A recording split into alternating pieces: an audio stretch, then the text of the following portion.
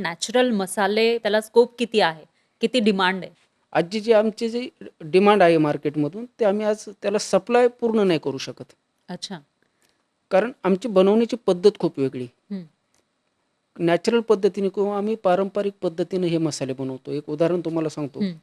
की आमचा कांदा लसूण बनवण्याची जी प्रोसेस आहे, जी पद्धत आहे, हां. ती खूप नॅचरल आहे. जसं आपण गावाकडं घरी एखादा मसाला बनवतो, हां. तर सर्वप्रथम आम्ही काय करतो, की कांदे सोलून घेतो. हं. त्याचा वरचा पाचोळा काढून घेतो. अच्छा. त्याच्यानंतर ते कांदे शिजवले जातात. अच्छा.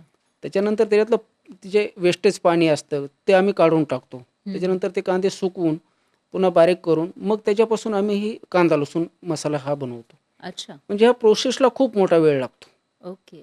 त्याच्यामुळं जे काही त्याची टेस्ट आहे, हं, या टेस्ट असल्यामुळं त्याची जी डिमांड आहे मार्केटमधून, हं, हं, हं. हे खूप मोठ्या प्रमाणात आहे, की जे आपण पूर्ण करू शकत नाही किंवा सप्लाय त्या पद्धतीत देऊ शकत नाही. मसाल्यासाठी आपलं इंडियन मार्केट किंवा महाराष्ट्राचे जे मार्केट आहे ते किती चांगलं आहे, किती अनुकूल आहे? किती मोठी संधी आहे? खूप मोठी संधी आहे महाराष्ट्रामध्ये खास करून आणि भारतामध्ये तर विचारायलाच नको.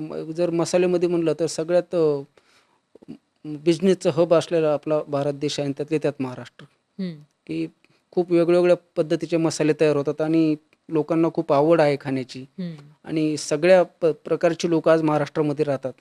त्याच्यामुळं प्रत्येकालाच चांगली संधी आहे मसाल्यामध्ये काम करण्याची किंवा इथे विक्री करण्याची. हं.